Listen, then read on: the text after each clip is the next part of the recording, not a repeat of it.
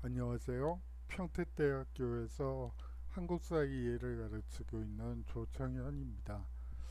이번 주 주제는 서학과 동학 그리고 예언사상에 대해서 한번 살펴볼까 해요. 어, 종교가 이제 융성해지는 시기들이 있어요. 그런데 역사적으로 살펴봤을 때 종교가 융성해진다는 말은 그 사회가 그만큼 새로운 무엇인가를 갈망하고 있는 시기이기도 하죠. 생활이 고달픈 거는 물론이고 전염병이 많이 돈다든지 뭐 전쟁이 일어난다든지 이런 경우에 세금이 많이 오른다든지 이런 경우에 이제 서민들이 이제 먹고 살 방도가 없기 때문에 유이민이 소위 말해서 고향을 떠나게 되죠. 이제 이렇게 되면서 사실상 또 도시가 형성되는 거이기도 하지만요. 여하튼 오늘 우리가 다루어야지 될 부분은 사실 그렇게 밝은 내용은 아닌 것 같아서 좀 그러네요. 하지만 또 역사적으로 알아야 되는 부분이기 때문에 반드시 짚고 넘어가야 될 것 같아서 이 부분을 중심으로 해서 개항까지 한번 살펴보도록 하겠습니다. 자, 예언 사상이 19세기 조선 후기에 상당히 유포가 많이 돼요.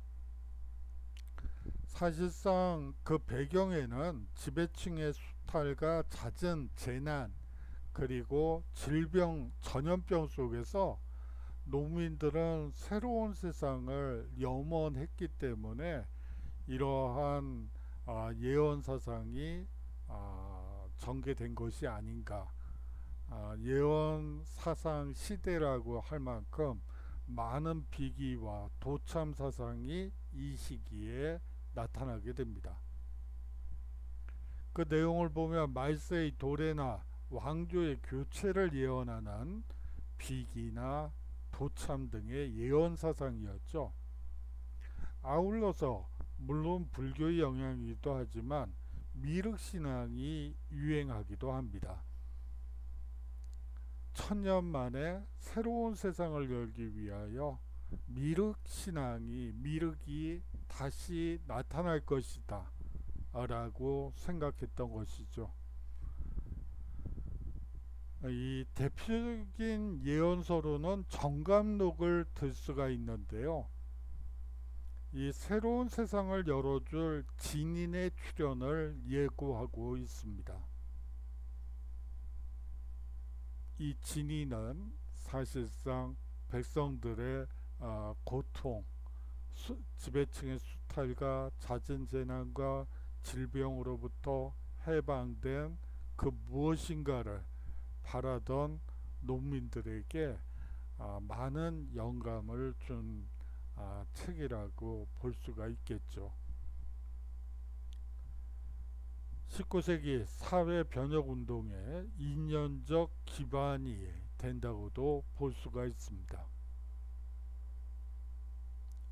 서학의 전파가 있습니다.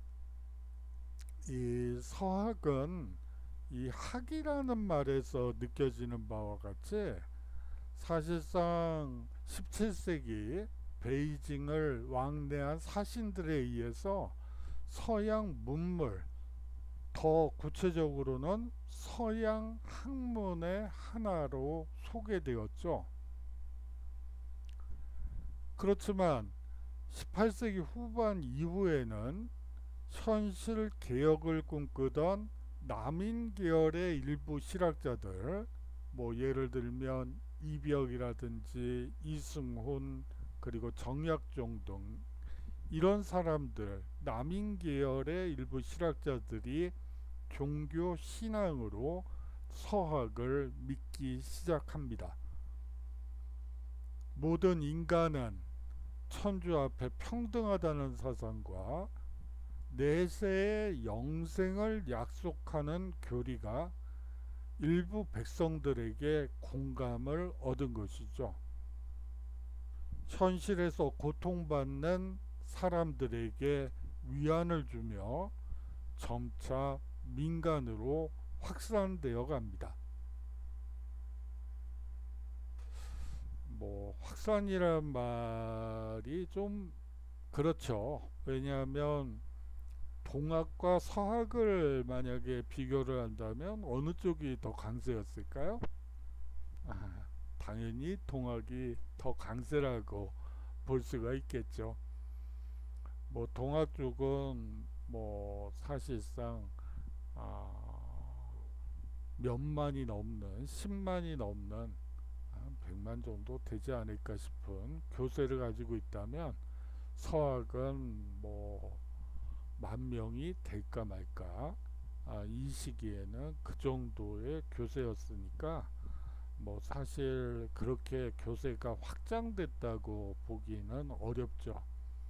하지만 이질적인 서양의 종교가 우리나라에 정착하기 시작했구나 라는 데서는 의미가 있는 숫자라고 볼 수가 있겠죠. 10,000명 정도면. 자, 서학에 대한 박해를 한번 보도록 하겠습니다. 이 천주교는 기본적으로 초기에는 제사를 거부하고 조상의 신주를 없애는 등 유교 질서를 근본부터 부정했습니다. 뭐 지금은 천주교는 제사를 지내는 걸로 알고 있고 뭐 그렇기 때문에 많이 한국화가 된 걸로 보여요. 하지만 이 당시에 천주교는 사실상 이 조선의 이 성리학적 질서를 철저히 부정했죠. 제사를 거부하고 조상의 신주를 없애는 등 여러 이 체제와 조선 체제와 갈등 관계가 형성될 수밖에 없었어요. 그렇기 때문에 여러 박해 사건이 일어나게 되고 가장 대표적인 것이 순조 원년에 있었던 신유박해라고 보시면 됩니다. 이 황사영 백서 사건은 사실 그렇게 잘 다루어지지 않고 있는데 이 황사영이라는 분이 로마 교황청에다 편지를 보낸 거예요. 교황에게 군사를 내어주시고 그 군사로 조선을 치라는 그런 내용이에요. 그렇기 때문에 이 황사영 백서는 그렇기 때문에 천주교가 서양의 침략과 연결되어 있다는 인식을 확산시켰죠. 그리고 내용 자체가 뭐 사실상 교황을 중심으로 서양 원정단을 꾸려가지고 조선을 응징해달라, 천주교를 부정하고 있는 이 조선을 멸망시켜달라, 뭐 그런 내용이었어요. 그렇기 때문에 이것이 빌미가 돼서 여러 박해 사건들이 일어나게 되고 또 위정척사라든지 그런 곳에도 영향을 미치게 됩니다. 자, 동학의 발생을 한번 보도록 하죠. 거듭 말씀드리지만 이 19세기 후반에 이르게 되면요, 조선사회 지배층의 수탈이 심화되고 서양 세력의 침략적 접근으로 위기의식이 고조되었죠. 경주의 몰락 양반이었던 최재우가 바로 동학을 창시하게 되는데요. 그것은 1860년의 일이었습니다. 기본 사상은요, 인내천, 인간의 존엄과 평등성을 강조하고 있어요. 보국 안민, 서양과 일본 세력의 침략을 배척하고 있고, 백성을 보호해야 된다는 강한 의식을 가지고 있었죠. 하지만 가장 중요한 것은, 동학에서 가장 중요한 것은 사실상 후천 개벽이라고 보시면 될 것 같아요. 농민들의 사회, 더 좋은 사회를 갈망하는 그러한 마음에 사실상 그 어떤 양념 같은 그런 것이 후천 개벽이 아닐까 하는 생각이 듭니다. 물론 역사학에서는 농민들의 사회 변혁 운동에 혁명적 기운을 불어넣었다고 얘기를 하고 있지만 그것보다는 위안이 되는 그러한 측면이 훨씬 더 강하지 않았을까 싶습니다. 이 동학의 확산은 사실상 이 동학 교리가 농민층의 폭넓은 공감을 얻어 사실상 교세가 급속히 확산된 측면이 있어요. 거기다가 거부감이 별로 들지가 않죠. 어차피 서양의 천주교와는 물론 천주교에서 많은 교리를 약간씩 가져오기는 했지만 여하튼 동학 교리 자체는 동양적인 것이고 농민층의 일상생활과 유리되어 있지 않기 때문에 쉽게 공감대를 얻어서 교세가 급속히 확산되는 특징을 가져요. 뭐 아까도 얘기했지만 서학이 한 10,000명이라면 이 동학은 100만 정도 라고 생각하시면 돼요. 뭐 1919년에 대종교 같은 경우에는 뭐 사실상 그 당시에 우리나라 인구가 1800만이라고 하는데 그 중에서 한 10분의 1도 넘는구나. 10분의 3인가 4가 천도교였으니까요. 여하튼 교세가 상당히 강하다는 것을 알 수가 있어요. 그렇게 교세가 강했던 이유 중에 하나는 이 농민층의 폭넓은 공감을 얻을 수 있는 그러한 교리를 내세웠기 때문이라고 보시면 되고, 또 후천 개벽 같은 인내천 같은 당시에 신분적인 이 신분이 낮은 사람들이 사실상 인간의 존엄과 평등성을 강조하는 이 동학을 믿는 것은 어찌 보면 당연한 일이 아니었을까 하는 생각이 듭니다. 자, 그렇지만 조선조정은 세상을 어지럽히고 백성들을 속인다는 죄로 우리가 보통 혹세무민이라는 표현을 써요. 세상을 어지럽히고 백성들을 속인다는 죄로 혹세무민한다는 죄로 최재우를 처형하게 됩니다. 자, 조선시대 문예 발전을 한번 보도록 하죠. 이 사실상 조선시대 문예의 특징 중에 하나는 초기에는 양반 문화가 지배적이었다가 서서히 분홍층이 성장하고 사상과 고부상이 증가하면서 경제적 부를 향유하게 된 서민들이 자신만의 문화를 만들어냈다는 것이 중요해요. 다시 말하면 양반 문화에서 서민 문화로 발전되고 문화를 향유할 수 있는 사람들의 숫자가 늘어났다는 것이죠. 뭐 그렇다 그래서 지금같이 대중문화라는 표현을 쓸 수는 없어요. 좀 아쉬운 일이지만 뭐 이런 거죠. 한글 소설이 있다고 하지만 사실 한글을 읽을 수 있는 사람의 숫자가 극히 적었어요. 아, 뭐 저희 돌아가신 할머니만 하셔도 문맹이셨죠. 1800년 90년생이셨던가? 아, 오래되니까 언제 태어나셨는지도 기억이 가물가물하네요. 여하튼 뭐 할머니 얘기를 들어보면 뭐 그 당시에 교육이라는 게 없었죠.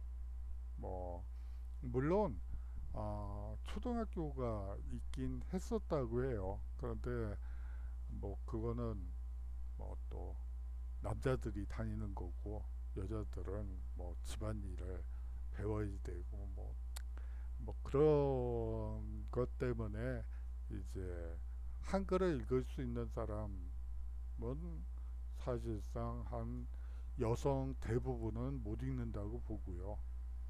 남자들도 사실상 대부분이 못 읽는다고 보시면 돼요. 그렇기 때문에 사실은 한글 소설들을 보는 사람들보다는 그거를 읽어주는 사람들이 소위 말하는 뜨는 직업이었어요. 그 당시에 홍길동이 어쩌고 저쩌고 했다. 막 그거를 구성진 재미난 얘기로 만들어서 일반 서민들에게 얘기해주고 그것이 하나의 직업이었다는 거죠. 자, 대중문화는 아니라는 얘기를 하다가 옆으로 좀 샜네요. 자, 이 초기 조선시대 문예를 한번 보도록 하죠.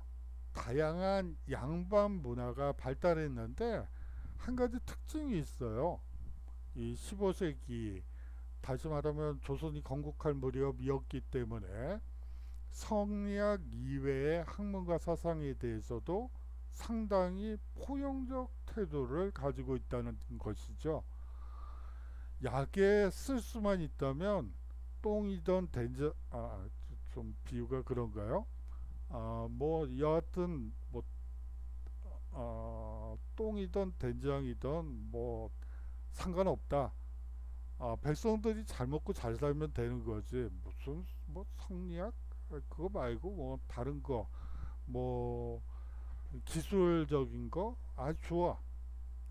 기술 있어야지. 그렇기 때문에 이 시기에 소위 말하는 세종조의 과학의 발달도 가능했다라고 볼 수가 있겠죠.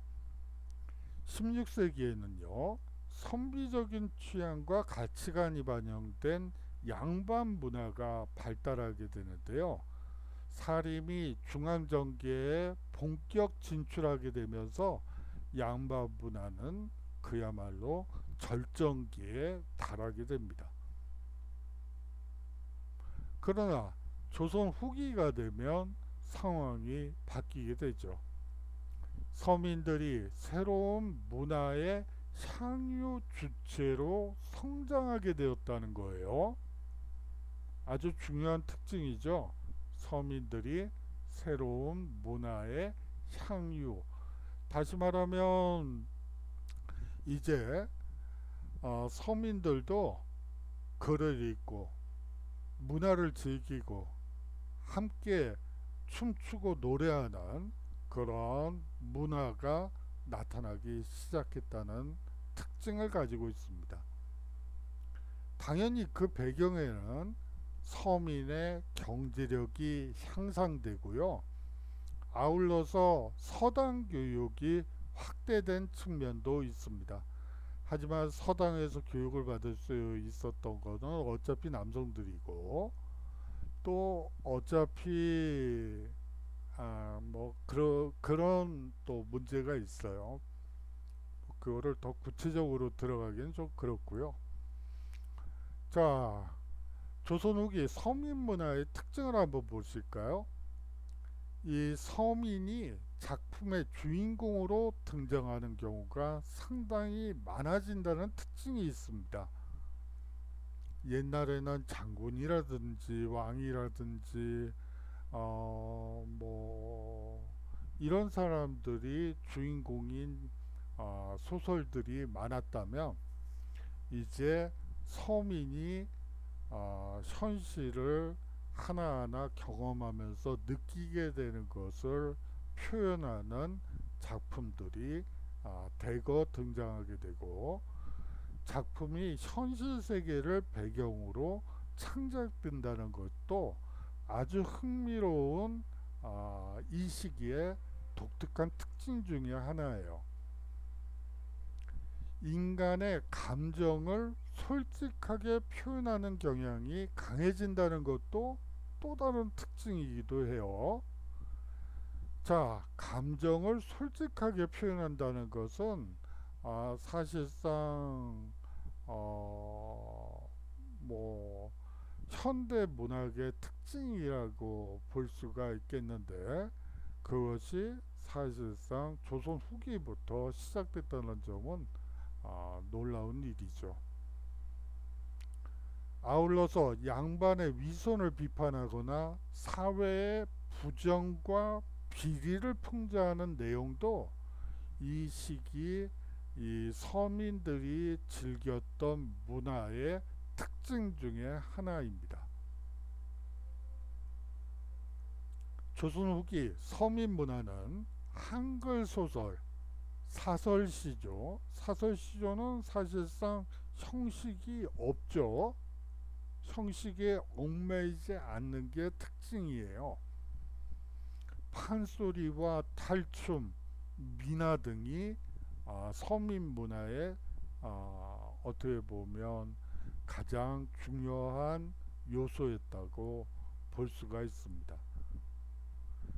이 조선 후기 서민 문화에 가 꽃을 피게 되면서 그 영향은 사실상 사람들이 의식 수준을 높이고 현실 사회의 문제에 대해서 직시하는 경향이 강해진다는 것이죠. 사실상 비판 의식이라기보다는 현실을 있는 그대로 보려는 경향이 이 시기부터 나타나기 시작했다고 보시는 게 맞을 것 같아요.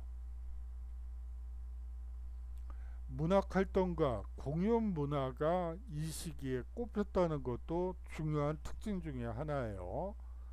사실 조선 초기만 해도 이 새 왕조의 탄생과 민족의 자주의식을 드러낸 악장과 한문학이 주류를 이루었습니다.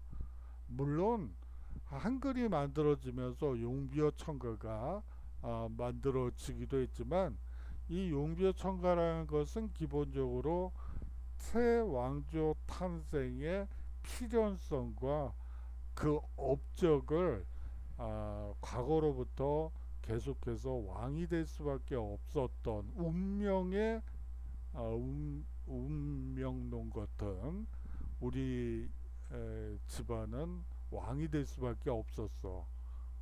그런 내용으로 일관되어 있죠. 이 동문서는 우리나라의 역대 시문 중에서 뛰어난 것을 편찬한 것이 바로 동문선이라고 보시면 될 것 같아요. 이 16세기에는 시조와 가사문학이 유행하는데요. 어떻게 보면 선비적인, 어떻게 보면 형식에 얽매이는 시조와 가사문학이 유행했다는 것이 이 16세기의 특징 중에 하나입니다. 대표적인 시조 작가로는, 가사 작가로는 이 윤선도, 황진이, 정철 등이 유명하죠.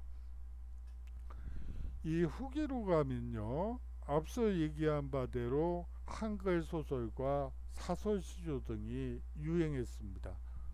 한글 소설은요, 홍길동전과 춘향전이 대표적이죠. 현실의 부조리를 비판하고 평등의식을 고취한 것으로 되어 있어요. 이 사설시조는요, 사실상 형식에 얽매이지 않고 서민들이 현실에서 느끼는 소박한 감정을 묘사하거나 익살스럽게 풍자한 작품이라고 보시면 됩니다. 여기서 한 가지 가장 중요한 요소 중에 하나는 이 중인과 서민층, 어떻게 보면 이 층의 시사 활동이라고 볼 수가 있어요. 이 시사라는 말이 좀 어려우시면 시 읽는 동아리 라고 여러분들이 그냥 생각하시면 돼요. 그리고 자기 작품, 내가 쓴 작품을 한번 이 친구들한테 읽어준다든지, 그리고 또 친구가 발표한 것을 이렇게 하면 어떨까 조언해 준다든지, 그런 동아리 활동이라고 보시면 되겠어요. 그 향유 계층이 중인뿐만 아니라 서민층도 자체 동아리를 만들어서 신문 활동을 했다는 것이 사실상 이 시기에 아주 특징적인 요소라고 볼 수가 있습니다. 또 하나 한 가지 중요한 것은 판소리와 탈춤 등의 공연이 큰 인기를 끌었다는 거예요.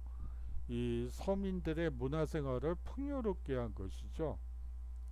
그렇다고 해서 이 판소리와 탈춤이 요새처럼 무슨 소극장에서 어떤 시설을 안에서 이루어진 건 아니고요. 그렇게 오해하실 수도 있을 것 같아요. 한때 서편제라는 영화가 있었죠. 그거를 보면 알 수 있겠지만 시장판에서 판을 깔고 거기서 소리를 하고 탈춤을 추었던 것이죠. 그러던 것이 이제 서양의 영향을 받아서 이제 실내에서 공연장에서 이제 판소리와 탈춤이 공연이 이루어지는 것으로 바뀌었을 뿐이지, 원래는 노천에서 그냥 시장판에서 사람들 모아놓고 소리하고 탈춤 추고 이제 돈을 받는 거죠. 자, 다음으로는 한문 소설도 중요한데요. 이 박지원은 허생전, 양반전 등을 한문으로 지어서 양반 사회의 허구성을 지적하기도 합니다. 다음으로 자기공예를 한번 살펴보도록 하죠. 이 조선 초만 하더라도 이 고려 말부터 유행하던 분청사기가 계속 제작됐습니다. 이 소박한 무늬와 자유로운 양식이 특징이죠. 근데 이거는 사실은 이 14세기, 13세기의 외구의 침입과 깊은 관련이 있습니다. 사실상 관요가 있었던 강진이라든지 이 전라도 지역이 이 왜구들이 들어오면서 사실상 관요가 폐쇄되게 되죠. 이렇게 폐쇄되면서 도공들이 각 지방으로 흩어지게 됐어요. 그렇게 되면서 사실상 후계자들이 좀 실력이 떨어졌다고 보시는 게 맞겠죠. 그러면서 분청사기가 만들어졌고, 그렇기 때문에 자유로운 양식일 수밖에 없고 문이 역시 소박한 형식을 띌 수밖에 없었다는 점 말씀드리고 싶습니다. 16세기에는요 선비의 취향에 잘 어울리는 백자가 유행하기도 하죠. 이 조선 후기가 되면요 백자가 계속 유행하는 가운데 푸른색으로 그림을 그려 넣은 청아백자가 유행하게 됩니다. 그렇고요. 이 다양한 건축물의 조성을 한번 살펴보도록 하죠. 이 초기 조선이 건국될 무렵에는 사실상 궁궐, 관아, 성곽, 학교 건축 중심으로 이루어졌다는 특징을 가지고 있어요. 당연히 그렇겠죠.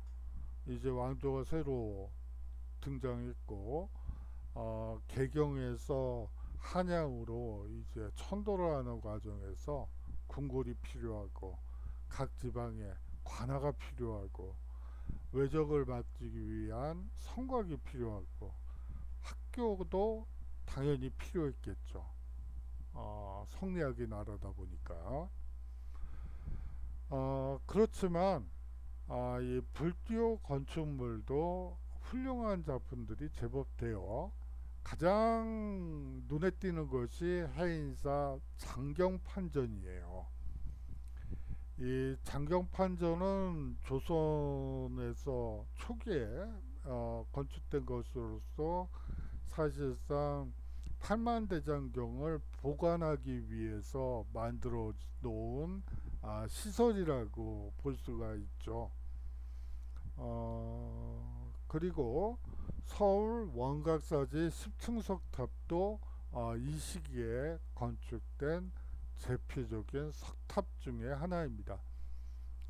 이 해인사 장경판전과 관련해서는 제가 중간 레포트에서 말씀드렸던 조선 과학실로 그 마지막 장을 여러분들이 좀 읽어보시면 이 해인사 장경판전이 왜 중요한 문화재인지 사실 나무로 만든 거죠. 장경판 자체가 그렇기 때문에 쉽게 보시게 되고 쉽게 상할 수 있음에도 불구하고 600년, 700년 이상의 세월을 견딜 수 있게 해준 것은 바로 해인사 장경판전, 조선시대에 만들었던 그 장경판전이 과학적인 원리로 만들어졌기 때문이라고 이제 얘기를 하고 있는데 아주 설득력이 있고 아주 재미가 있었던 부분이었던 것 같습니다. 16세기에는요 사림의 학문적 정치적 근거지인 서원이 많이 세워지게 되는데요. 이 서원은 한 가지 특징이 있어요.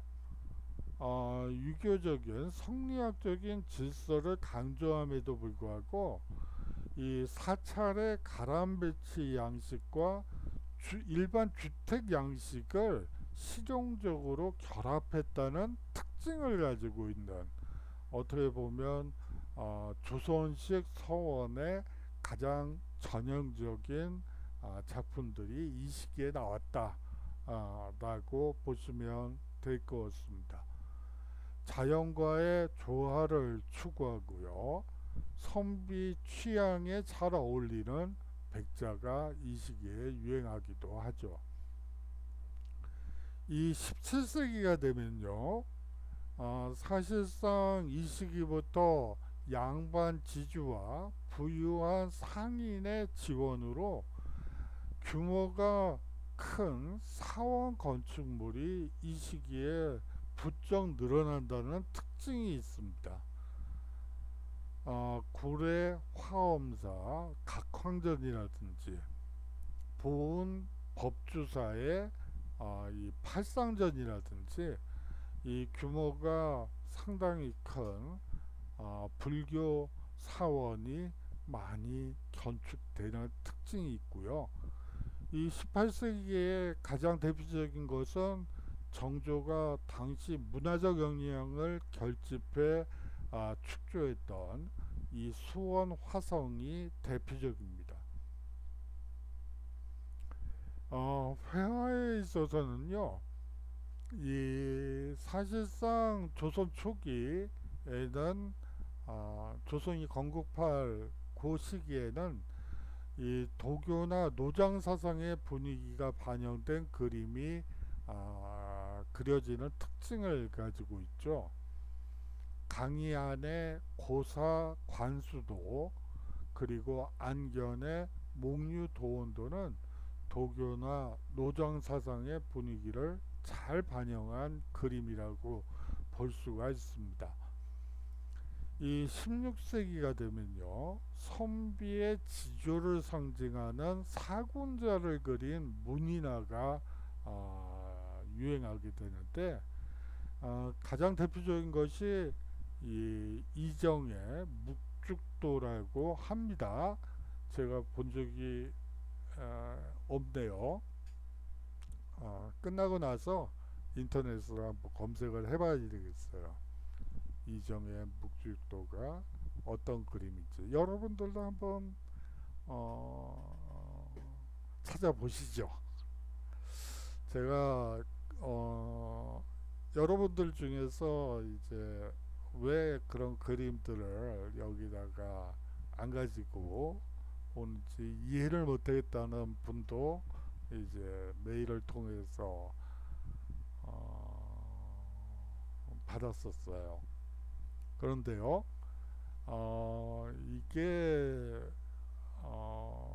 사실상 유튜브를 통해서 하다 보니까 이게 저작권 문제가 자꾸, 물론 이건 저작권하고는 상관이 없는데, 이게 과거에 이정 선생이 그린 묵죽도인지 아니면 요새 사람들이 흉내내서 만든 건지 제가 그거를 정확히 구분할 수 있는 그런 안목은 없기 때문에 사실 조심스러워서 사실상 그런 면이 있다는 거, 저작권 문제가 요새 워낙 첨예하다 보니까 뭐 동료들 중에서도 또 걸린 친구들도 있고 뭐 재판받는 친구들도 있고 그러다 보니까 좀 그냥 아예 학생들이 찾아보는 게 지금과 같은 수업 체계에서는 훨씬 더 낫겠구나, 그런 변명을 합니다. 죄송합니다. 자, 후기로 가면요, 한국적인 고유색을 표현하려는 경향이 강해집니다.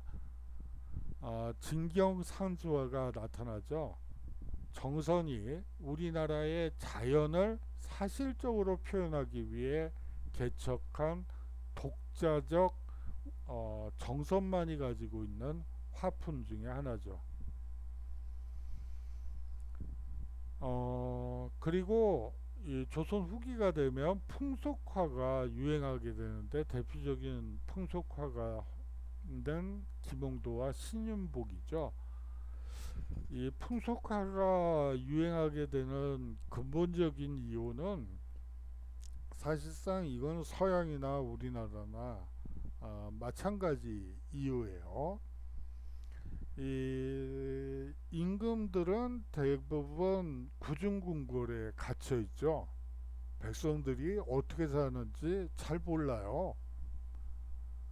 뭐 굶는지 밥은 제대로 먹고 있는지 알 수가 없죠. 뭘 하고 노는지도 잘 모르고요. 사실상 구중궁궐에 갇혀 있다 보니까 뭐 백성들하고 뭐 얘기를 나누면서 뭐 애로사항 있나요? 이렇게 할 수도 없고 참 어렵죠. 그러다 보니까 백성들이 어떻게 사는지 궁금할 수밖에 없었어요. 그래서 김웅도나 신윤복을 불러서, 아니면 일반 화공들을 불러서 이렇게 명을 내리죠. 자, 시장판에 가서 한번 그림을 그려오도록 해라. 농사 짓는 모습도 한번 좀 보고 싶구나. 백성들이 오늘은 무슨 날이니까 어떻게 노는지 궁금하구나. 뭐 이런 식으로 해서 풍속화를 제작하게 되죠. 그래요. 거의 임금과 백성들 간의 대화라는 건 불가능했죠. 뭐 그래요. 자, 다음으로 민화의 유행도 이 시기에 조선 후기의 특징 중에 하나예요. 이름 없는 화가가 그린 그림이죠. 예술성을 추구하기보다는 건강과 장수 등 소박한 소망과 기원을 표현한 것으로서 사실상 부적과 같은, 부적이라고 그러면 여러분들 아실까? 부적이라는 것은 그걸 지니고 있으면 좋은 일이 있을 거야. 그러면서 무당들이, 옛날엔 무당들이 했었는데 요새는 또 그런 거 같지도 않아요. 근데 뭐 여하튼 이 가지고 다니는 작은 뭐 실 오락일 수도 있고요. 뭐 여러 가지 아주 소품이라고 생각하시면 될 것 같아요. 그래요. 지금까지는 뭐 사실상 어떻게 보면 심각하지 않게 그냥 두런두런 얘기를 할 수 있었는데 갑자기 심각한 얘기가 나오죠.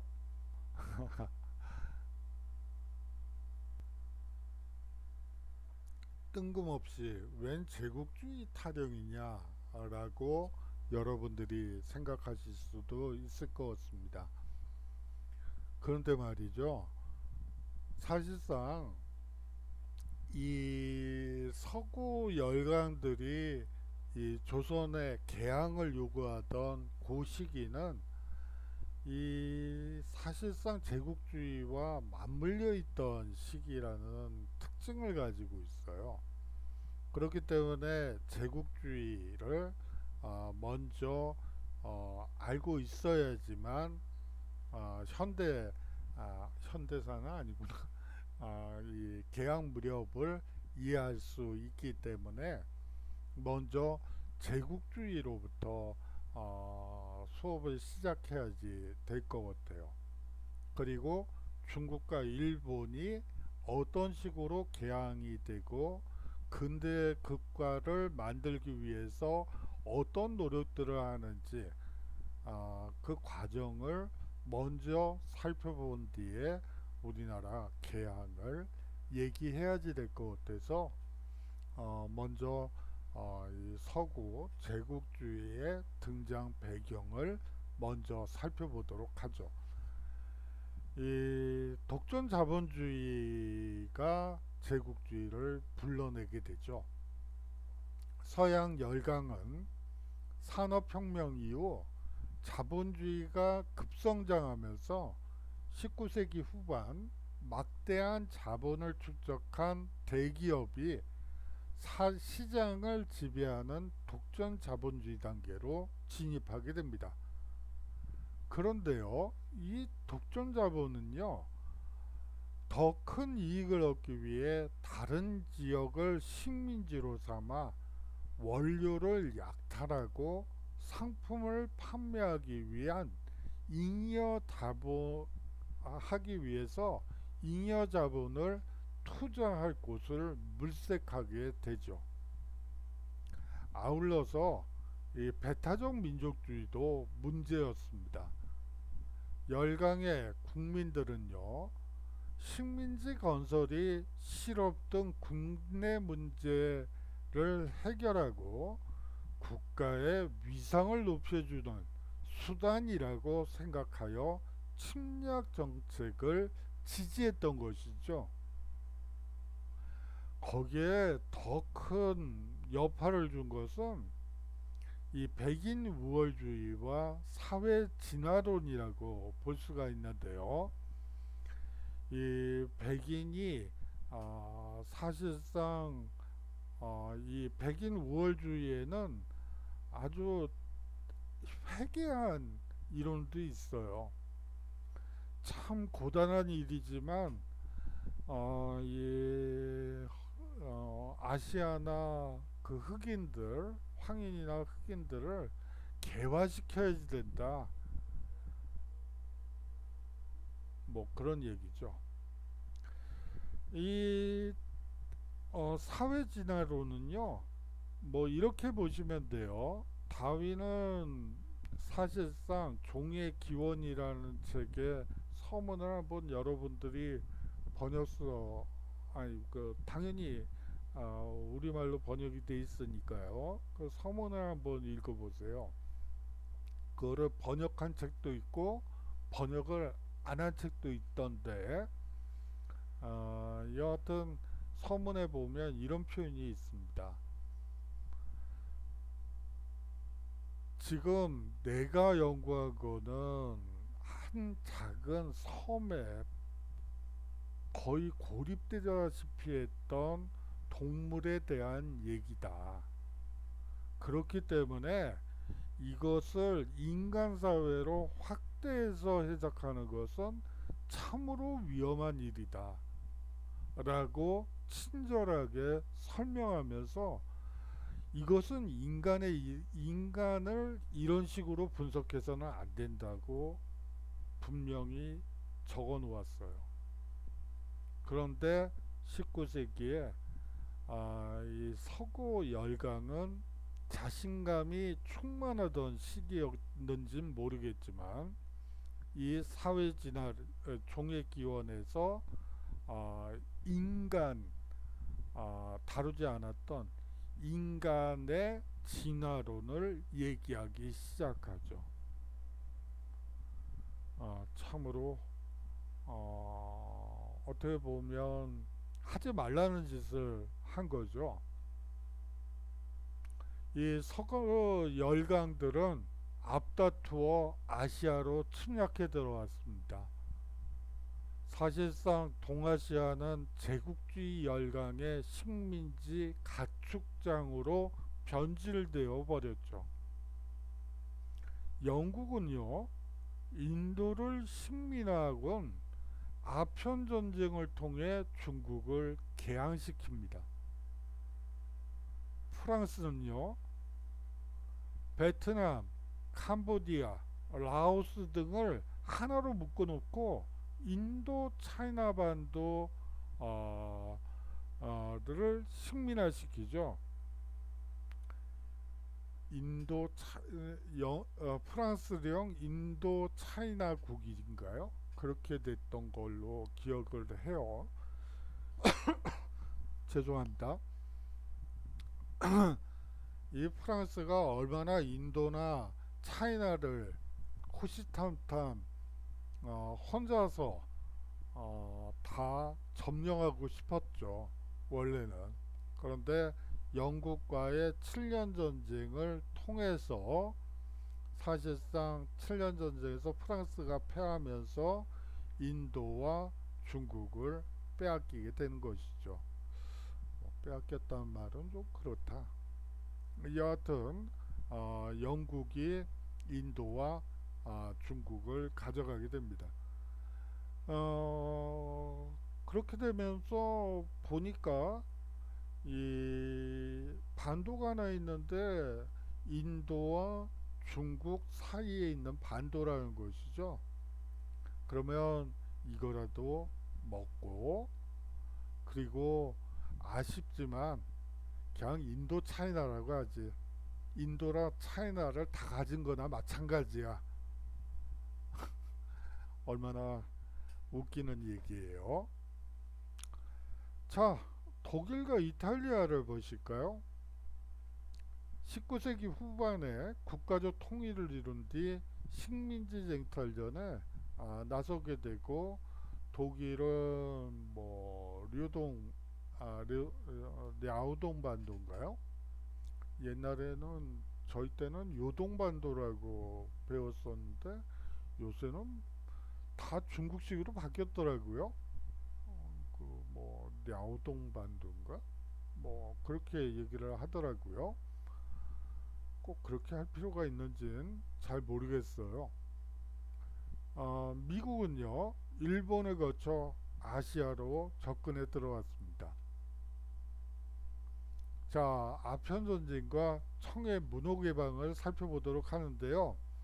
제가 왜 아편 전쟁을 여기서 얘기를 했냐면, 조선 조정이 아편 전쟁을 모르지 않았어요. 이 서구와의 이 불평등 조약이 어떤 것이라는 걸 잘 알고 있었죠. 사신들이 전하는 소리, 청나라 사람들이 사신으로 와서 하는 소리 다 듣고 있었죠. 그렇기 때문에 이 아편 전쟁은 조선의 수호통상 거부 정책이 나타나게 된 근본적인 원인 중에 하나이기 때문에 사실은 여기서부터 얘기를 진행하는 게 맞아요. 아편 전쟁은요, 이 영국이 이 청과의 무역 적자가 심해지죠. 당연하죠. 영국은 면방지 공업이 발달했기 때문에 그냥 옷만 파는 거죠. 근데 청나라로부터 수입하는 거는 이건 고부가가치 상품들밖에 없어요. 도자기, 비단, 아유 이건 뭐 거기다가 이것들은 값어치가 상당히 나가는 것들이죠. 그러다 보니까 당연히 무역 적자가 심해질 수밖에 없었죠. 이 무역 적자를 메꾸기 위해서 인도산 아편을 청에 밀수출했던 것이죠. 그런데 청은 아편 언금 정책을 시행하게 됩니다. 당연하죠. 아니 백성들이 아편 마시고 피우는 거죠. 제가 폈다는 얘기는 아니고요. 여하튼 이 아편을 피우면서 이 아주 회개한 짓들을 많이 하게 되면서 그렇게 되면서 청은 당연히 아편 언금 정책을 시행할 수밖에 없었죠. 그렇게 되면서 청 조정은 임칙서를 이제 파견해서 이 임칙서가 광저우에서 아편을 몰수하고 영국 상인을 추방합니다. 어떻게 보면 당연한 법 집행이라고 볼 수가 있겠죠.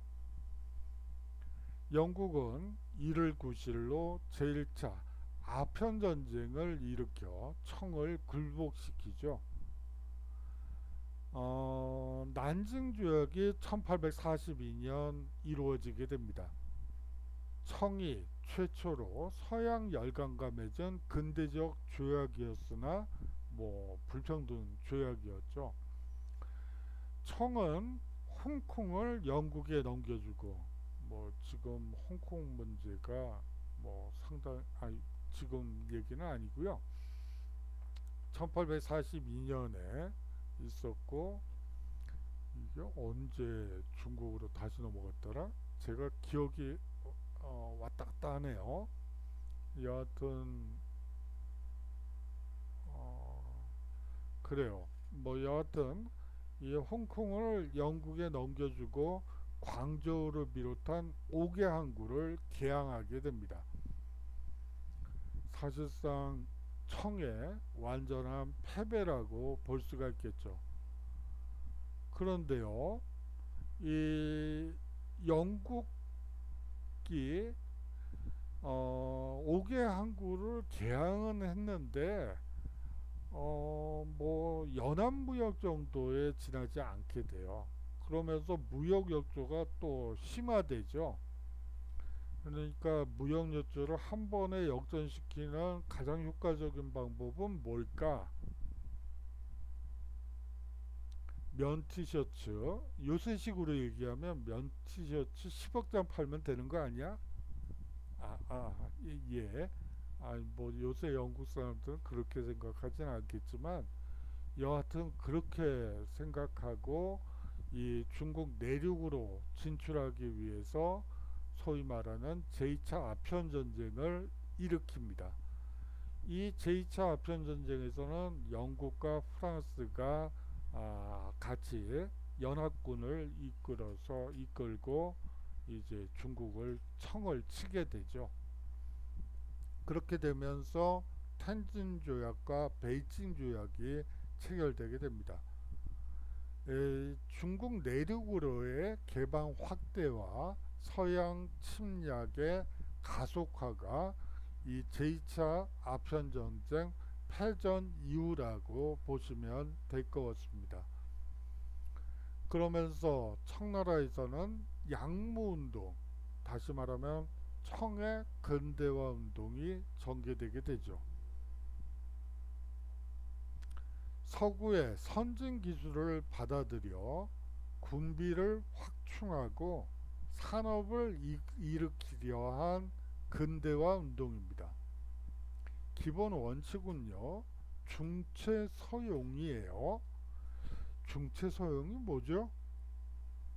아, 뭐 간단히 얘기하면 이런 거예요. 정신은 중국식으로, 기술, 군대 만들고 그 다음에 탱크는 없군요. 배 만들고 총 만드는 것은 서양 기술. 어디까지나 중국의 전통적 사상과 제도를 지키면서 서양의 기계를 도입하고 기술만을 수용하자는 주장이었습니다. 그렇지만 기존 체제를 근본적으로 개혁하지 못했기 때문에 성과를 거두지 못했죠. 이 양무운동은요, 청일전쟁에서 청나라가 패하면서 사실상 실패를 선언하게 됩니다. 자, 또 다른 국가였던 일본의 개항도 마찬가지로 살펴봐야 될 것 같습니다. 미국의 페리 제독이 함대를 이끌고 와서 일본의 개항을 강요하게 되죠. 도쿠가와 막부가 이에 굴복하게 되면서 1854년 미일 화친 조약을 맺게 되면서 이 사실상 일본이 그 서양 열강과 맺은 최초의 개항이라고 보시면 되고요. 시모다와 이 하코다테 두 항구를 개항하고 미 영사관을 설치하게 됩니다.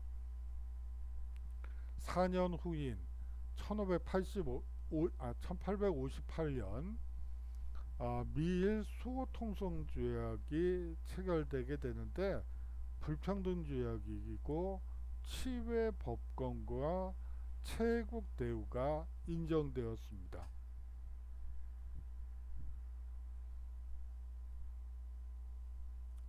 이렇게 도쿠가와 막부가 쉼없이 미국 페리 제독에게 손을 들자 그리고 또 한편으로는 이 개항 이후 물가가 폭등하면서 백성들의 불만이 고조되었죠. 개항 반대 세력들은요, 막부를 비판하면서 존왕 양일 운동을 전개하고 반막부 세력을 형성하게 됩니다. 왕을 세워 오랑캐를 무찌른다는 것이죠. 존왕파와 막부파 간의 내전이 벌어지는데 사실상 존왕파가 승리하면서 메이지 국왕 중심의 신정부가 1867년에 수립되게 됩니다. 그렇게 되면서 메이지 유신이 다음에 이루어지게 되죠. 메이지 정부는 부국강병과 문명 개혁을 외치며 근대 국가를 건설하기 위한 개혁을 추진하게 되는데, 이 주요 개혁 내용은 신분제 폐지가 가장 중요하다고 볼 수 있고요. 그 다음으로 징병제를 채택했다는 게 아주 의아한 일이에요. 제가 의아하다고 얘기하는 것은 사실 이 시기까지 징병제라는 것은 사실상 그렇게 많지가 않죠. 모든 의무 군대를 의무적으로 가는 것은 사실상 제1차 세계대전이 일어나고 난 다음 얘기인데, 전 국민에 대한 징병제가 채택되고 그랬다는 것은 결국 일본이 결국 군국주의로 나아갈 수밖에 없었던 배경이 메이지 유신 속에 내포되어 있다. 그렇게밖에 설명이 되지 않기 때문입니다. 아울러서 국민교육이 실시됐는데요. 물론 여기선 초등교육이죠. 국민교육. 어떻게 보면 문맹률을 상당히 낮추어서 일반 백성들이 기술을 익힌다든지 그런 것을 쉽게 할 수 있게끔 만들었다는 것이죠. 아울러서 이와쿠라 사절단을 미국과 유럽에 파견하기도 합니다. 제가 일본어가 좀 그래요. 그래서 여러분들이 좀 그럴 것 같긴 해요. 자, 일본의 제국주의적 팽창 정책을 한번 살펴보도록 하죠. 제일 먼저 나오는 것이 정한론입니다. 1870년대 초 일본의 새로운 국교 수립 요청을 조선 조정이 거부했죠. 사실상 서양식 국교 수립 요청을 해왔어요, 일본이. 그러니까 조선 조정에서는 아니 조공이나 바치면 되지 무슨 뭐 대등하다고? 당연히 그런 여론이 조선이 거부하는 것은 그 당시의 상황에서는 당연한 일이었죠. 그런데 이러한 조선의 거부, 당연한 거부에 대해서 이것을 빌미로 일본 정부 내에서 조선을 정벌하자는 정한론이 대두되게 됩니다. 아울러서 1874년에는 타이완을 침략하죠. 물론 타이완을 갖게 되는 것은 뭐 그 이후의 일이지만, 그리고 유구국 오키나와를 강제로 합병한 것도 1874년의 일입니다. 이 유구국은 조선에도 조공을 바쳤던 나라 중에 하나죠. 사실상 조선과 외 일본 사이에 이 중개 무역을 통해서 먹고 살았고, 또 중국, 동남아시아와 연결하는, 어떻게 보면 상당히 중개 무역을 통해서 부를 축적한 대표적인 국가 중에 하나인데, 이것을 강제로 합병하게 됩니다. 아울러서 이듬해 1875년에는 운요 사건을 일으켜 그 다음에 강화도 조약을 체결하고 조선을 개항시키죠. 일본 제국 헌법이 1889년에 제정되고 제국의회가 1890년에 구성되면서 천황권을 강화하게 됩니다. 천황은 군 통수권자이자 조약 체결권자이자 입법권자이자 대신 임명권 등 광범위한 포괄적인 권한이 천황에게 부여된 것이죠. 천황제 정부 아래 일본은 국가적 통합을 이루고 대외 팽창 정책을 일관되게 추진하게 됩니다. 거기에 비해서 조선의 상황을 한번 보도록 하죠. 세도 정치로 인해 왕권은 약화될 대로 약화되었고요. 매간 매직이 성행하고, 매간 매직이라는 게 뭐죠? 돈 주고 관직을 산 거죠. 얼마 주고요? 엄청난 액수를 주고요. 그러다 보니까 본전 생각이 나겠죠. 그 본전을 어디서, 물론 본전보다 더 뽑아야지. 더 되겠지만, 그러다 보니까 이제 삼정이 문란해질 수밖에 없죠.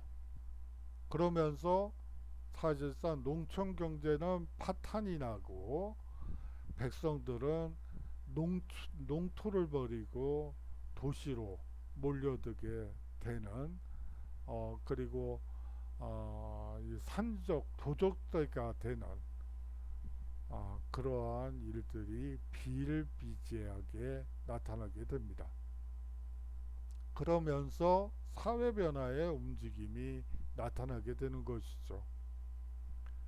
예언 사상이 유행한다든지, 서학과 동학이 전파 속도가 확산된다든지, 곳곳에서 농민봉기가 발생한다는 사회의 어두운 면이 나타나게 됩니다. 거기다가 안이 시끄러우면 바깥은 좀 조용해야지 되는데 바깥도 요란해요. 서양 세력이 접근해서는 통상을 계속해서 요구했던 것이죠. 자, 먼저 흥선대원군 얘기로부터 시작해야 되겠죠. 흥선대원군은 사실상 이 모두 여러 개혁 정치를 하는데 가장 본질적인 게 뭐냐라고 얘기를 한다면 하나밖에 없어요. 왕권 강화, 그리고 왕권 집중, 딱 요거라고 생각하시면 돼요. 모든 것이 거기에 초점을 맞춰서 모든 사업을 진행시켰다고 보시면 되죠. 그것도 그럴 것이, 사실상 왕권이 너무 약해서 문제가 발생했던 것이죠. 그러니까 이 개혁, 다시 말하면 조선을 정상적인 국가로 만들기 위해서는 무엇보다도 왕권 강화가 가장 중요하다고 흥선대원군은 판단했던 거예요. 통치체제 재정비부터 시작을 합니다. 정치기강을 바로잡고 중앙집권 체제를 강화시켰던 것이죠. 인재 등용이 있어서도 아주 과감해요. 당파? 아유 그거 뭐. 지역? 아유 그거 뭐. 신분? 그때 거 다 필요 없고 나라에 도움이 되는 사람들은 다 쓸 거야. 이게 흥선대원군의 기본적인 인재 등용 방식입니다. 아울러서 흥선대원군은 왕권을 제약하던 비변사를 사실상 폐지시켜버려요. 그리고는 의정부와 상군부의 기능을 부활시키죠. 이 통치기강이 문란해졌다고 보고 대전회통, 그리고 육전조례 등 각종 법전을 편찬하여 통치체제를 재정비하기도 합니다. 이 흥선대원군은 왕권 강화가 가장 중요하다고 했죠. 이 경복궁은 임진왜란 때 불타죠. 그런데 사실상 그 이후에 박군 때부터 고종 때까지, 고종이 집권하기 전까지 사실상 그냥 방치시켜 놨어요. 그게 왜 그러냐면 엄청난 재원이 필요하기 때문에, 그리고 백성들이 결국은 이 궁전 건설에 동원돼야지 되기 때문에, 전쟁이 끝난 지 얼마 안 됐는데 백성들을 동원한다는 것은 말이 안 되는 소리죠. 그렇기 때문에 차일피일 미루다가 이제 못 짓게 된 거죠. 그러다가 이제 왕실의 권위와 위엄을 확립한다는 목적에서 흥선대원군이 경복궁 중건에 나서게 됩니다. 그런데 이 취지, 즉 왕실의 권위와 위엄을 확립한다는 이 목적에 누가 고개를 좌우로 흔들겠어요? 그건 아니죠. 그렇지만 한번 보실까요? 원납전을 강제로 징수하고요, 당백전을 그냥 마구 찍어내서 물가를 폭등시켜놔요. 당백전이라는 것은 이 소위 말하는 일전인데요, 일전이 백전이랑 똑같다는 뜻이에요. 그러면 뭐가 되는 거죠? 만 원이 100만 원이랑 똑같다는 거죠. 만 원짜리 지폐가 100만 원이랑 똑같다는 거예요. 그러면 물가가 당연히 뛸 수밖에 없고, 이거를 그냥 마구잡이로 그냥 막 찍어내는 거예요. 그러다 보니까 물가가 폭등했죠. 아울러서 백성들을 강제로 동원하고요, 도성문에서 통행세를 징수하게 되고, 양반들의 묘지림을 벌목하기도 합니다. 양반뿐만 아니라 백성들도 무리한 경복궁 중건에 반감을 가질 수밖에 없었던 것이죠. 이 흥선대원군의 개혁 정치에서 이 서원철폐는 눈에 아니 이 서원철폐라는 것은 상당히 중요해요. 이 서원이라는 것은 기본적으로 붕당의 근거지죠. 이 서원에서 제사 지내는 그 선현이 있어요. 그 선현이 누구인지 보면 그 붕당이 어떤 붕당 소속의 서원인지가 딱 드러나요. 그렇기 때문에 사실상 왕권이 약화된 것은 붕당 때문이고, 붕당의 근거지인 서원철폐는 흥선대원군의 제일 표적이 될 수밖에 없었던 것이죠. 더구나 이 서원은 면세의 특권에다가 백성 수탈이 상당히 심했기 때문에 백성들의 지지를 확보하기 위해서도 상당히 필요한 것이었다고 볼 수가 있어요. 이 서원철폐는요, 사실상 앞서 얘기한 바대로 왕권 강화, 붕당의 근거지, 붕당의 뿌리를 발본색원하는 것이죠. 그냥 없애버리는 거예요. 그럼으로써 왕권 강화와 이 면세 혜택이라고 했는데요, 쉽게 얘기해서 서원에서 자격이 박탈당하게 되면 이제 소위 말하는 세금을 내야지 되는 거죠. 그러면서 그렇게 되면서 국가 재정의 확충, 민생 안정 등을 추구한 개혁을 추진하게 됩니다. 흥선대원군이 서원 철폐를 단행하기 전까지 전국에 600여 개의 서원이 있었는데요, 그중 47개만 남기고 나머진 철폐시켜 버립니다. 당연히 보수적 양반 유생들은 반발할 수밖에 없었죠. 자, 이 삼정의 문란이 아주 극에 달았던 것이 세도정치 시기라고 말씀드린 바 있었고, 그것 때문에 임술 농민 봉기를 비롯한 여러 농민 반란이 일어났다고, 농민 봉기가 일어났다고 전전 강의에서 말씀드린 바 있습니다. 그렇기 때문에 백성들의 지지, 왕권을 세우는 것은 사실상 백성들의 지지가 필요한 것이죠. 그것을 위해서 민생 안정과 국가재정 확충 목적으로 이 삼정의 문란을 시정하게 되는데요. 이 전정은 토지세는 양반과 토의 토지 변경을 금지시키고요. 양전사업 실시해서 은결을 색출하게 됩니다. 여기서 은은 숨겨둔다는 거죠. 쉽게 얘기하면 세금을 내지 않는 땅이에요. 농사를 지으면 소출이 나오면 세금을 내야지 되는데, 세금을 안 내는 것을 은결이라고 이 시대에는 얘기를 했어요. 은결이란 말이 좀 생소하게 느껴지시겠지만, 세금 노출이 안 된 땅, 세금 안 내는 땅, 몰래란 말이 꼭 반드시 들어가야 돼요. 그런 곳이다.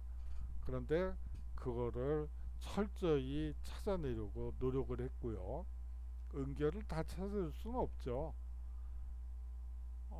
그거는 그렇게 되기 위해서는 상당히 독재 정권에서나 가능한 일이죠.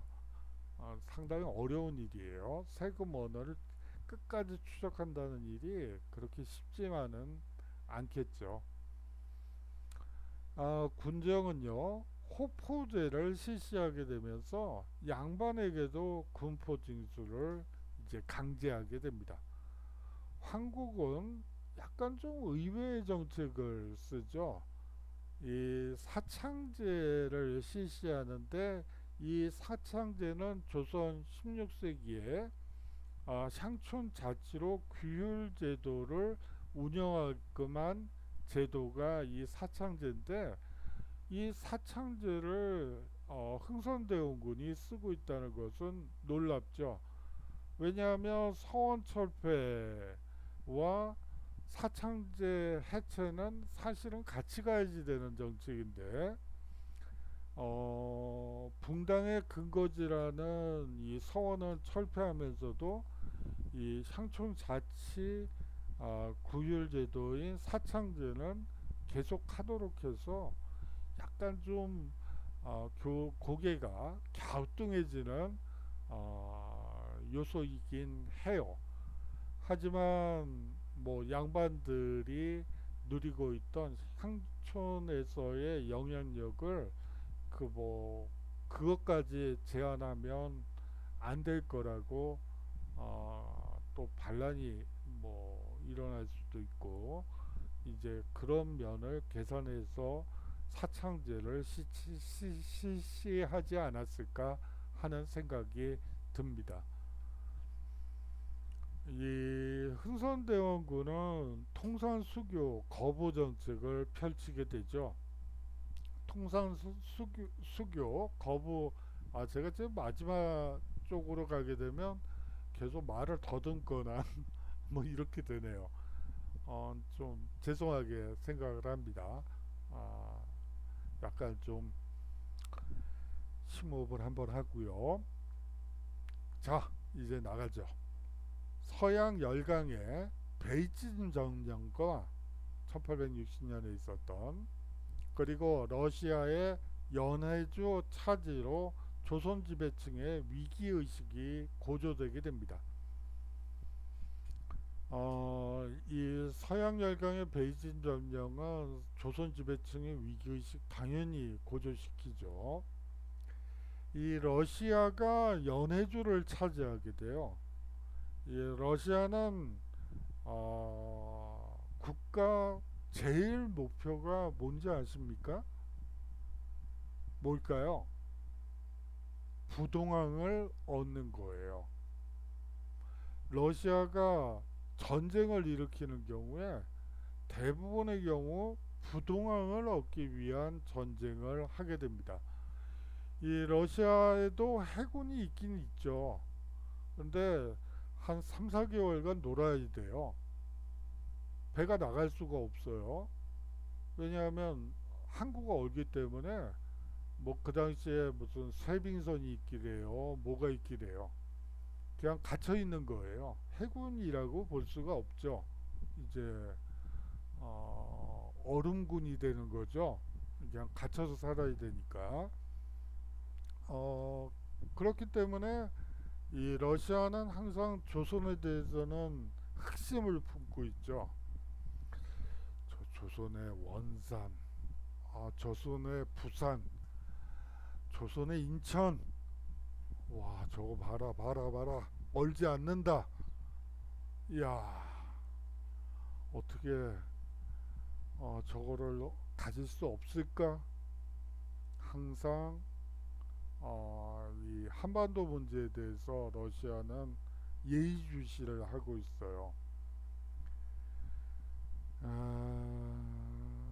우리가 보통 이제 러시아만 해도 우리보다 경제 규모가 지금은 작아졌죠? 뭐 작아지고 뭐 거의 비슷하고 그러다 보니까 신경을 안 쓰고 있지만 아마 러시아가 또 국력이 강해지기 시작하면 또 흑심을 우리를 향해서 흑심을 품고 이상한 눈빛을 아마 보낼 거예요. 항상 그래요. 청나라라는 중국이라는 나라가 있어요. 우리가 보통 그렇잖아요. 일제 식민지를 너무 강조하다 보니까 이모군란 이전부터 이모군란 때부터 그 갑신정변 이후까지 그 시기에 청나라 사람들이 또 들어와서 얼마나 해코지를 했는지 아세요? 내정 간섭을 하고 아유 그냥 주위에 손 날강도밖에 없어요. 뭐 러시아, 중국, 일본 아유 이 손 날강도에 아주 참 대먹지 않은 것들이 아주 주위에 널려 있죠. 아, 그 청나라도 그랬고 일본도 그렇고 러시아도 그렇고 뭐 그래요. 다 날강도들이고 거의 전부 칼 들고 그냥 목을 겨누면서 웃으면서 아니 칼 목에 겨누고 웃으면 그거 뭐 하자는 거죠? 여하튼 그런 식이었어요. 얘기가 옆으로 가네요. 다시 정상화 시키도록 하겠습니다. 이 조선 지배층은요, 서양 세력이 통상과 천주교 전파를 통해 조선을 침략하려 한다고 생각했던 것이죠. 흥선대원군은 서양 열강의 통상 요구를 거부하고 천주교를 탄압하게 되는데 흥선대원군 자체가 사실은 통상수교 거부 정책을 처음부터 가졌던 건 아닌 것 같아요. 왜냐하면 이 사람은 기본적으로 러시아와도 왕권 강화를 위해서 사실상 이 사람은 왕권 강화가 제일 목표이기 때문에 EJ라는 표현 아시나요? 오랑캐는 오랑캐로 무찌른다. 이 사람은 이 흥선대원군은 불란서 선교사들을 이용해 가지고 뭐 만나기도 했던 걸로 알고 있어요. 근데 만나가지고 이 뭐 중간에 사람이 있었다는 얘기도 있고 그냥 직접 만났다는 얘기도 있는데 그냥 사람을 거쳐서 이 교류를 했다고 보시는 게 지금 현재 연구된 걸로는 맞아요. 근데 여하튼 흥선대원군이 이 거쳐서 한 사람을 거쳐서 이제 선교사들과 뭘 얘기를 했냐면 이제 프랑스 함대를 동원해서 러시아를 좀 막아라 라는 거였어요. 그런데 이제 프랑스 선교사들이 거기에 정치적인 문제에 관여하고 싶지 않다 그러면서 빠지게 되죠. 그리고 또 하나 문제는 당시에는 불란서와 러시아가 동맹 관계였어요. 그렇기 때문에 흥선대원군이 좀 국제 질서를 체제를 인식하지 못한 상태에서 일단 눈앞의 적을 막기 위해서 또 다른 아, 이 오랑캐를 불러들이는 그런 실수를 했다고 볼 수 있는데 여하튼 그것이 파토가 나죠.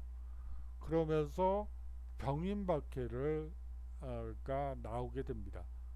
1866년에 병인박해가 있는데요. 이 흥선대원군이 9명의 프랑스 신부와 8천여 명의 천주교 신도들을 처형한 사건이죠. 이 프랑스는 병인박해를 구실로 배상과 통상을 요구하면서 7척의 전함을 조선으로 급파시킵니다. 당시에 7척의 군함을 동원한다는 것은 규모가 상당히 큰 거예요. 지금은 뭐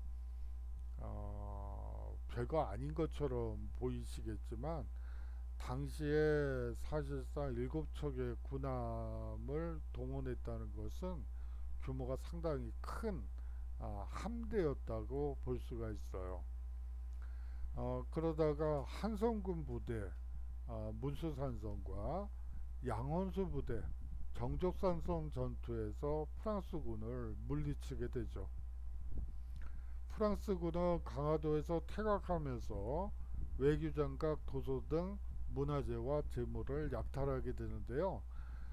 이 프랑스군이 군인들이 장교들이 이제 신문에다가 이제 병인 양요에 대해서 기고한 글들을 본 적이 있어요. 근데 거기에 재밌는 표현은 뭐 이 조선의 민가에 내려가서 노략질을 했더니 지붕에서 나오는 게 그뭐 금은보화가 나올 줄 알았더니 금은보화는커녕 나오는 게 죄다 책밖에 없다는 거예요. 참 그러면서 문맹률 제로가 바로 이 조선이라는 거 얘기를 하면서 야 조선처럼 문맹률이 낮으면 우리나라 불란서에 당시에는 제정이 들어서 있었던 나폴레옹 3세 제정이 있었던 사회였는데 아마 민주화 됐었을 텐데 뭐 이런 글도 봤던 기억이 있네요. 예, 그렇습니다. 거기다가 이제 문제가 됐던 것은 이 오페르트 도굴 미수 사건이에요. 이 독일 상인이었던 이 오페르트가 조선에 들어와 통상을 요구하였으나 거절당하게 되죠. 그러자 흥선대원군의 아버지였던 남연군 묘를 도굴하려다 실패한 사건입니다. 조선에서 서양에 대한 반감이 일반 대중에게 어필할 수 있었던 좋은 계기가 됐죠. 어떻게 할 짓이 없어서 남의 묘를 도굴할 생각을 하죠. 우리 생각으로는 당연히 그렇게 머리가 돌아갈 수밖에 없죠. 참 별 희한한 놈들 다 보겠네. 어떻게 남의 무덤을 파헤칠 생각을 하지? 별 이상한 것들 다 보겠네. 이건 뭐 당연한 논리죠. 흥선대원군도 서양 세력에 대해 더욱 강경한 태도를 가지게 되는 것은 자명한 일이죠. 어떻게 아버지 묘를 묘를 도구란 생각을 하고 아주 허접세게, 죄송합니다. 뭐 이렇게 되는 거예요. 신미양요가 연이어 일어나게 됩니다. 배경은요, 제너럴 셔머너 사건이 1866년에 있었는데요. 미국 상선 제너럴 셔머너가 대동강으로 거슬러 올라와서는 평양에서 강제로 통상을 요구하다가 관민의 화공으로 불타 침몰한 사건인데, 여기서 이제 방점을 둬야지 되는 것은 사실은 강제로예요. 통상을 요구하면 뭐, 자, 우리 이 물건이 있으니 이거랑 한번 좀 바꿔볼까요? 이렇게 얘기가 돼야지 되는데, 그게 아니었죠. 포부터 일단 쐈어요. 아니, 포를 쏘면서 통상을 요구하는 건 어느 나라의 법이죠? 뭐 여하튼 그렇게 상선이 포를 쏘면서 들어오자, 이 당시에 또 문제는, 당시 평양 감사가 개화파였던, 잠시만요, 박규서였어요. 죄송합니다. 제가 머리가 기억이 오락가락해서, 이 평양 감사가 박규수였어요.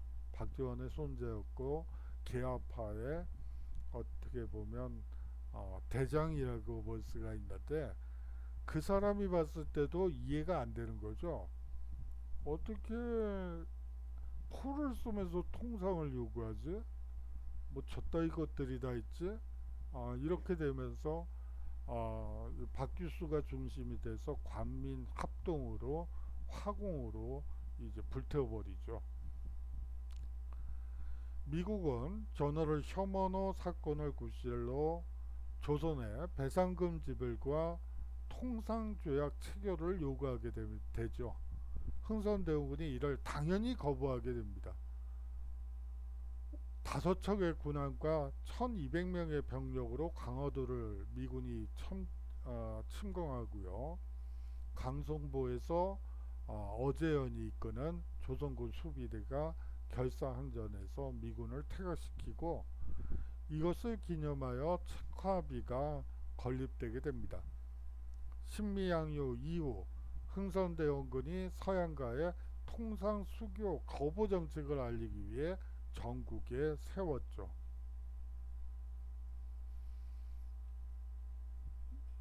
자,